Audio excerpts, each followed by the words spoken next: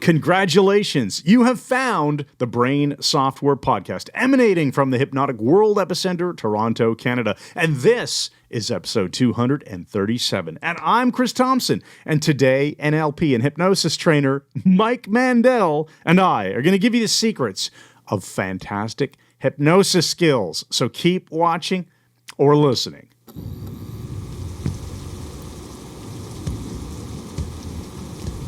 You know, I actually met some Germans a few years ago. They were just smashing fellows. The right sort. Nothing whatever like that Adolf Hitler fellow. I quite like their food, too. Wonderful sausages, sauerkraut, and excellent steins of beer. But whatever happened to that old nation of gardeners and shopkeepers mentality we used to have before the war? That's what I want to know.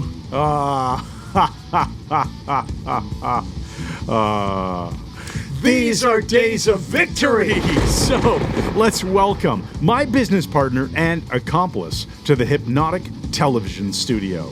A man who will not appease high society for any reason whatsoever. A man who is entirely unable to skate or even stand up on an ice rink. Because he is the Keith Richards of hypnosis. Ladies and gentlemen, Mike Mandel.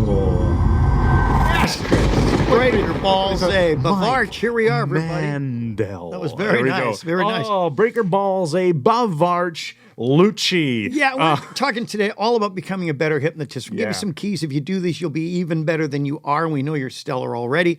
And let's just talk. What's our usual banter? What do we got coming up? How about AOH? It is important. Yeah, we're recording this at the end of August. It will obviously hit you guys in September, which means approximately less than 2 months until the Architecture of Hypnosis. 5 awesome days in Toronto November. with us, learning hypnosis, having a blast, learning foundational skills. So let me just put it this way.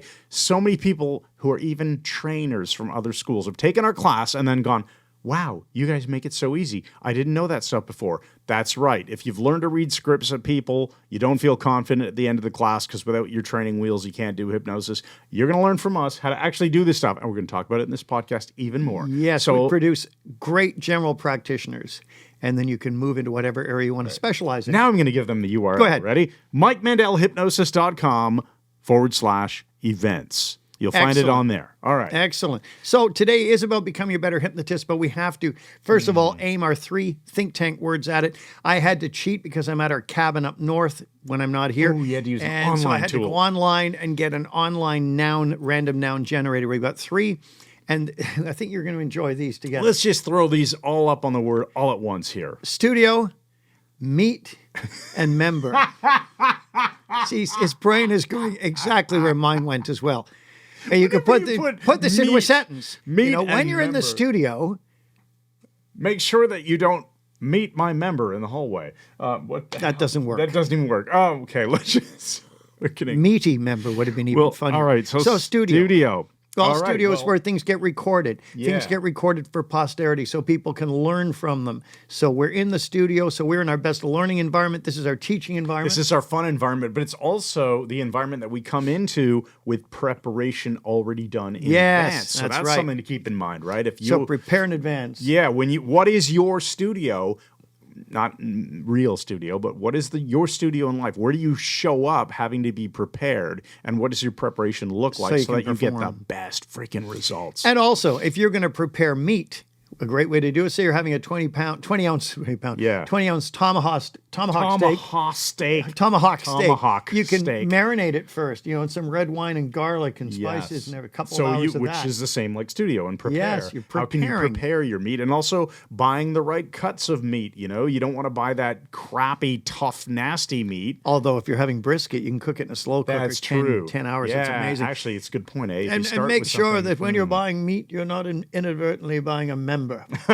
a member, that's right. Okay, some of those pork loins look a bit suspicious. memberish, You must wonder right. what part of the pig they're But serving you. real member, You're not privy member. a member of an organization of some Right. sort, or A member of a member club. of society. A member of society. A member of something. Components. Things break down to their components, and things work better when the members are together. Very nice. Right? And so we- you get a we- synergy in numbers. Synergy, and you and I and Timothy September belong to two secret societies, the Bagmen of Edward the Confessor, although he's not been traditionally invested yet, and we sing When Drumming Comes in Juju, but also we're a member of a great new society called the Association of Danube Swabians. That's right. And it's just fantastic. So we've All right. covered that. Let's get to the So talking there points. we go. So we're going to see how naturally these words studio, meet, and member slip into our natural conversation Oh, do let's. It'll on be how to such be an fun. awesome hypnotist. So all right, Let's begin by being in the studio as we are. Okay, first of all, Better hypnosis sessions. Oh, buddy, I'm not even going to let you start this Go without ahead. answering this question. What is it? Why the heck would anyone want to learn hypnosis? Are you kidding? Hypnosis is one of the most powerful and remarkable skills you can learn.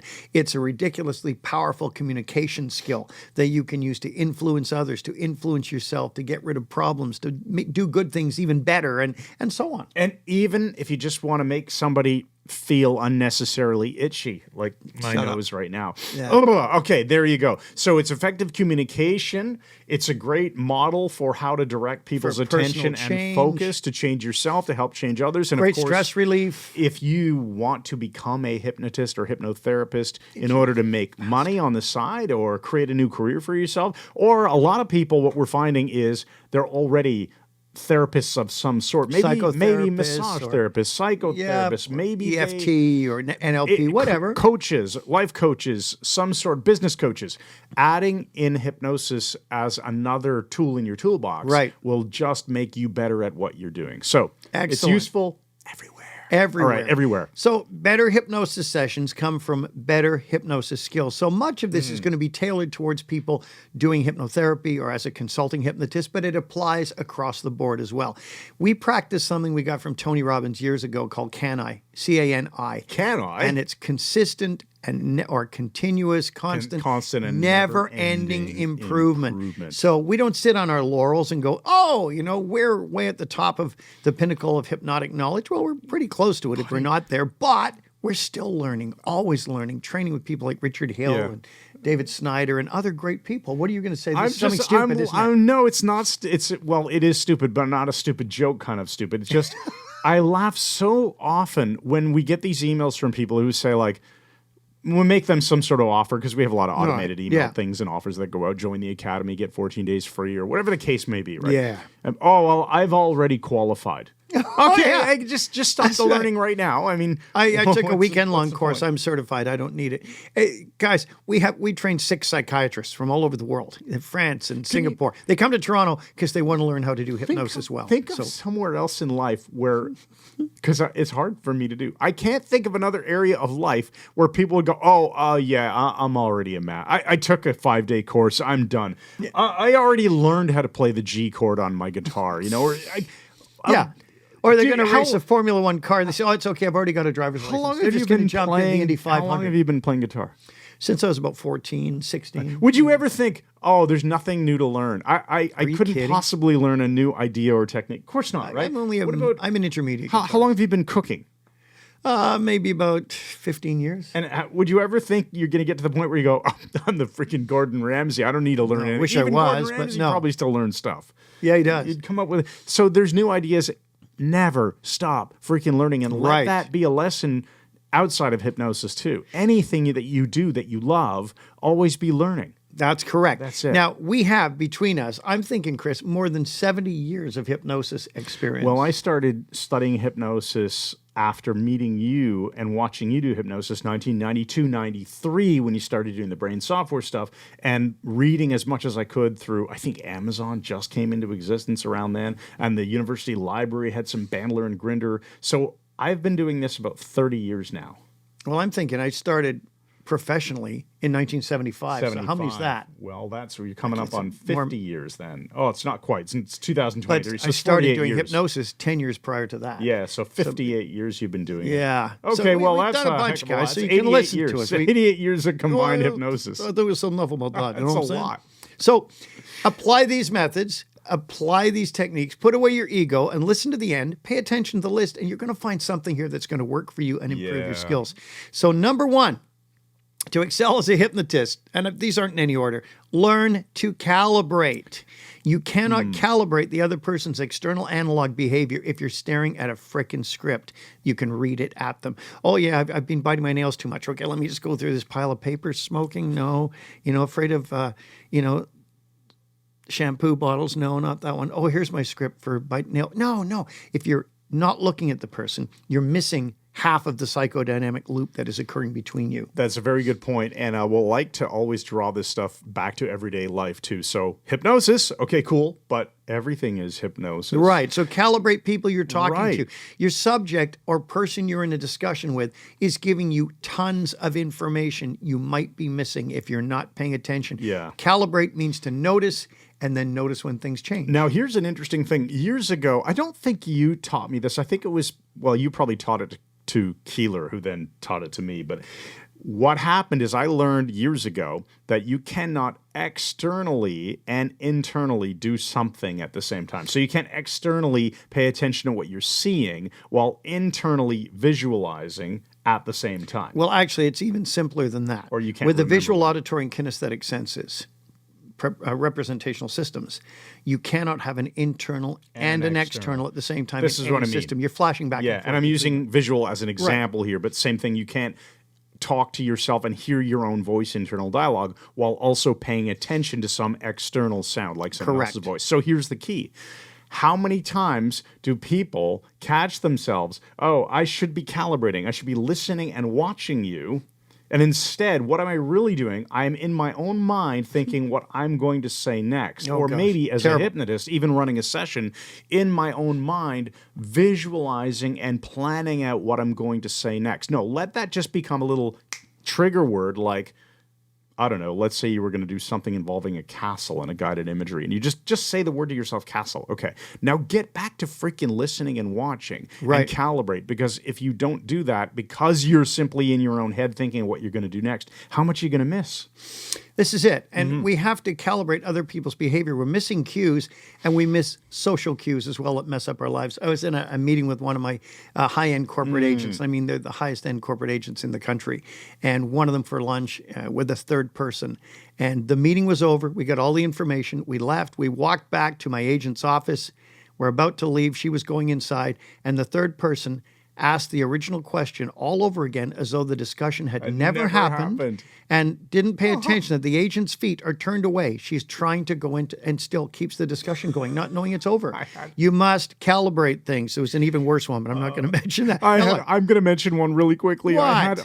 I was at the dentist for a cleaning, and there was a new dental hygienist. She could not calibrate for the life of her lack of interest in her own stories. Keep in mind, this is an appointment with a limited window, right? I'm booked from a particular time, and there's an hour of total time required. And there was quite a lot that had to be done with x-rays and cleaning and polishing and all this stuff, right? And the usual banter. Oh, how's your summer going? Oh, it's wonderful. What have you been up to? Oh, gone up to the cottage.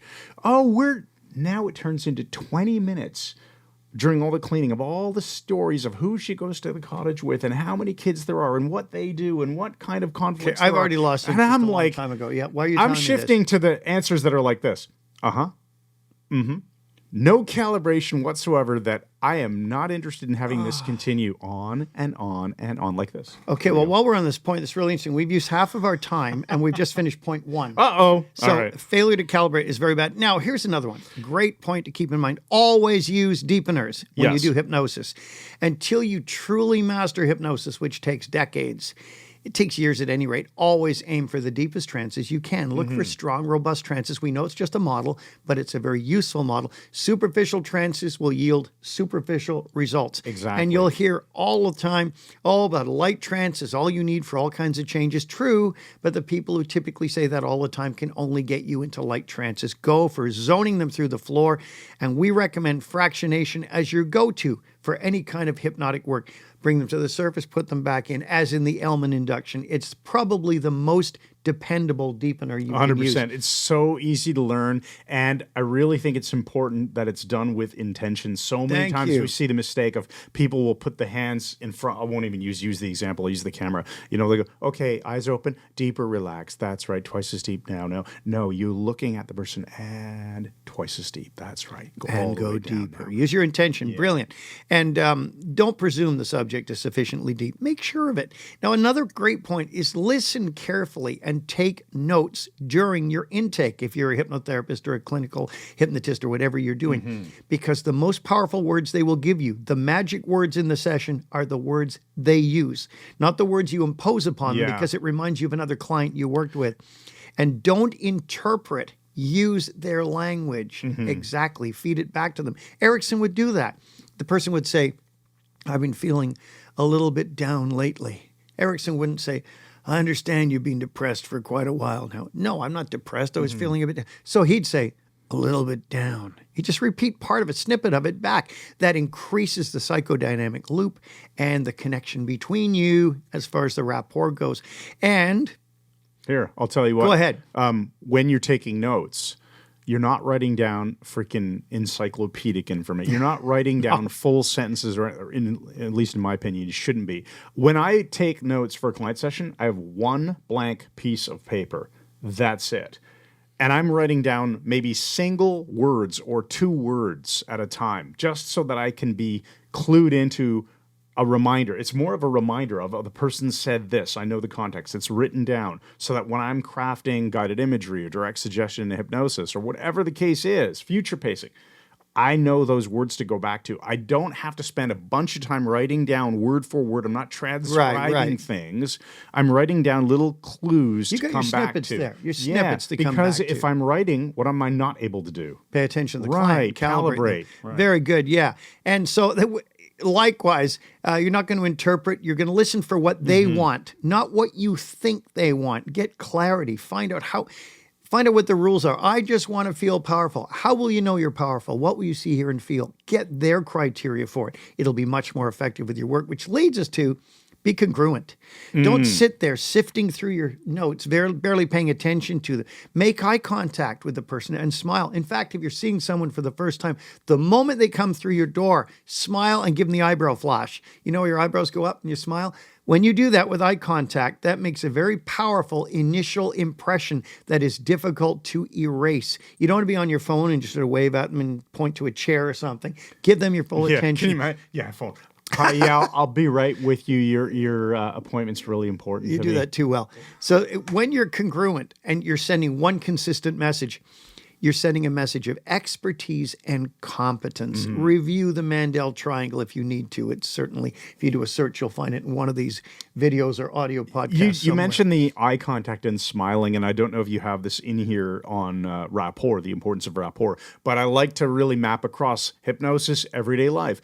And the idea of smiling at somebody, making eye contact, establishes rapport. And this is one of the most important things, if not the most important rapport thing. Is the glue. In making change happen in any situation, right? Rapport holds the trance together. Rapport also holds the relationship together. And people are more likely to listen to you, to do what you ask, to oblige your requests when you're in rapport. And so if you're greeting people and you smile and give them that little flash bulb, you will have better results in Brilliant. life. Yes, you will.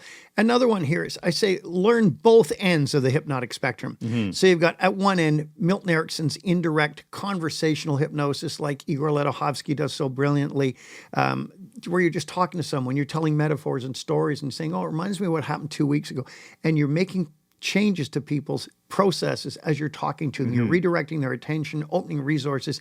That's extremely powerful, and it's subtle. But there's the other end of the spectrum too, which is Ellman and Estabrooks and Gil Boyne, the super direct, in-your-face, paternalistic hypnosis. If you learn that as well, Carl Smith specializes in that. really well. You'll find things you can do very quickly and very powerfully. This gives you a spectrum, so you can intervene anywhere you want to. Very super indirect or super direct. It's entirely up to you. You'll have more tools if you do that. And that's why the Mike Mandel Hypnosis Academy, MikeMandelHypnosis.com, that's why we focus on both. We teach you the Ericksonian paradigm first, because most people will find that to be the so-called difficult one, even though it's not difficult. But also that if you learn the direct stuff first, you tend to go, oh, I got my bases covered. I don't need to learn this other thing. Yeah. No, it's so much better, in our opinion, to learn the Ericksonian artfully vague language and all the language patterns around them, which is why we have things like these hypnotic language cards. They help you out. Now you have some structure, and then when you're doing the direct stuff, you can still slip in some of the indirect stuff. Make it, instead of saying something like, your eyelids are getting heavy, your eyelids are so tired, your eyelids want to close, you can tell people things like, and you can allow your eyelids to feel so heavy. Permissive. It's a simple thing to notice that your eyelids want to close, embedded command kind of thing. And that way you can still be fairly direct, but you can have a toolbox of flexible language. Learn both ends, and we teach both ends of the spectrum. Another thing is slow down and take your time. Rushing is seldom good with a client.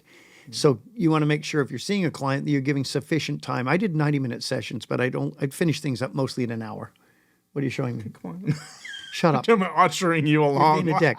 Okay, rushing is counterproductive. Hypnosis requires kinesthesis to work well. By that, I mean they have to feel the trances, and that's when you're getting powerful emotions activated and so on. And also, as Timothy September says so brilliantly, slow is smooth and smooth is fast. That's right. So take your time with it. Master a good hypnotic voice. You got a good hypnotic voice? Oh, I think the hypnotic voice is a funny thing, right? Because obviously it has to be context dependent. If you're at a pub with your buddies and you just slow down a little bit and maybe talk with a little bit more intention. Telling a story. That's fine. That doesn't come across as weird or inappropriate. You don't have to be like Erickson. Right. You don't have to get in a wheelchair and grab the voice. Now, if you're in a hypnosis session with someone who you're doing hypnosis with and they know it, it can be very different. And slower. And there's a sense of importance. Yes.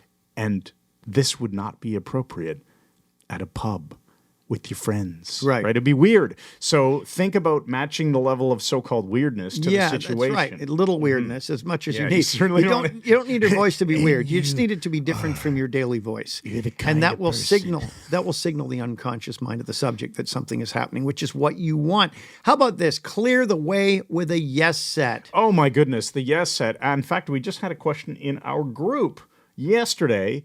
And put the yes back in yesterday. There was a man named John. He asked, is it important to do yes sets before compliance sets, or can you change the order? So maybe let's explain what a yes set and compliance set is, and explain why you don't mess around with the order. A yes set builds positive momentum. A compliance set builds obedience momentum. Right. So a yes set is they're mentally or verbally agreeing with what you're saying. Oh, it's a beautiful day. They're thinking yes. They don't have to say yes, it is. They're agreeing mentally. You do 3 to 5 of these yeses.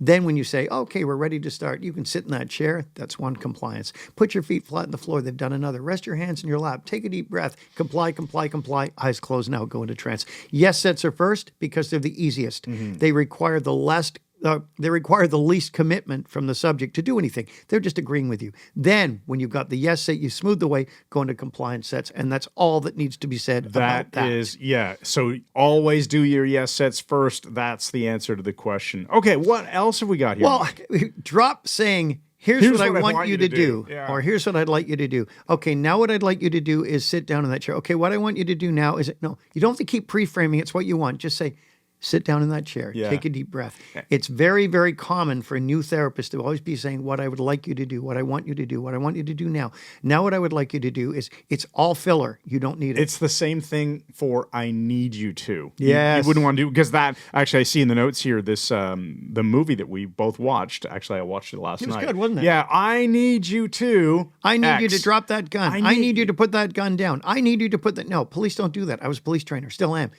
Drop the gun. Yeah. Tell them. Short, distinctly. Well, in hypnosis, don't pre-frame with what you need, all this flower stuff. It's not necessary. And while we're on this, what about getting rid of word whiskers, like, okay, right. Yep. You So, know, like, you you know. know. And he's saying, you know. And the antidote is get someone to jump all over it for you. So, you know, he was saying, I know. I know. Yeah. Okay, so we got there, right? Right. Just really loud and fast suddenly, you know. Is that okay? Yeah, getting really excited about It's too annoying. In fact, one of the great courses, one of the professors, I won't say who or what the topic was, he was a very good teacher, but he had a word whisker. He'd say, okay. But by the time he got to the third video, it was getting short and just which is so weird, incredibly annoying. Eliminate word whiskers. Your words are your tools. Like, so be very, very precise. English is the most vast and precise language in the world. You can say more things in more ways, so use them. Another good reason to learn hypnotic language, and specifically Ericksonian hypnotic language, because as you start to understand the structure of what we call the never-ending sentence, which is taught in our course Nuvi, which I believe we'll rename because it's a horrible name from a marketing perspective. Sounds like an but alien. My main point is, as you become comfortable in using artfully vague language filled with nominalizations and unspecified verbs, and as you use linkages to connect one segment of your speech to the next, and as you get comfortable doing that on a regular basis, you realize it's a simple thing to slow down to an appropriate degree, such that all of those filler phrases that used to be ums and ahs now simply become pauses. And then you speak much more powerfully. Thank you. That's right. We have 3 left. All right. Ecology first and foremost. Remember, that's our motto. Ecology first. Theirs and yours. Your subject should always leave your presence. If you're doing street hypnosis, stage hypnosis, or hypnotherapy, your subject should always leave your presence feeling better and being more functional than when they came in. And the same would be true, by the way, for going to a theater production, having a nice meal, going to hang out with friends. Hopefully, at the end of all those experiences, a person feels better than before. Right. Just So like with make sure that hypnosis and happens. hypnotherapy. And Igor Ledachovsky has some great stuff in his Deep Trance Phenomena book, too, about hypnotic gifts you can give people, which is fantastic. Yeah, we have a guest training in the Mike Mandel Hypnosis Academy where Igor taught for about a 1-hour slot. He taught on these hypnotic gifts. It's wonderful. Anyone in the Mike Mandel Hypnosis Academy has full access to all of the archives of the online guest trainers that we have. So Excellent. check it out. There's so many amazing names. Now, well, I said ecology first, theirs and yours. Why yours? Well, look, if you're doing street hypnosis or stage hypnosis, there's potential for danger here. You know, people can fall off a stage. There's the danger of street hypnosis. Person runs out in traffic. You didn't control the situation. You didn't have good control over your volunteers. You weren't watching. Someone steps off a curb, breaks their ankle. Always, always, always look after your ecology by looking after theirs, because a ruinous lawsuit can really seriously screw up your life. Really? Yeah. Which now leads to do thorough work and test it, check it.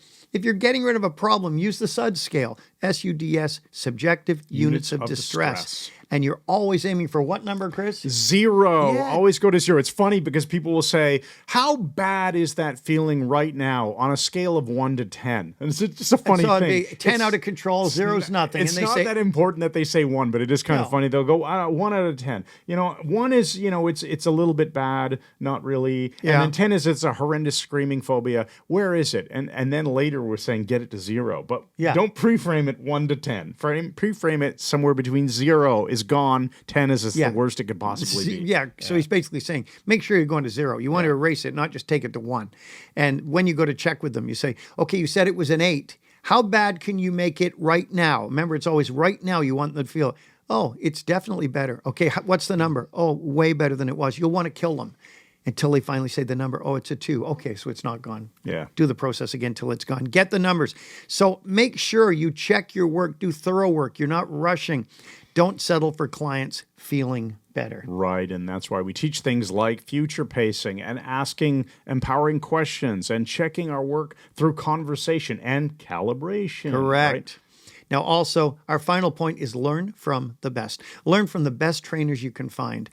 Who are they? Well, we're not going to say anything specific, but there's great trainers out there. There's a lot of, most of them are very good friends of ours too.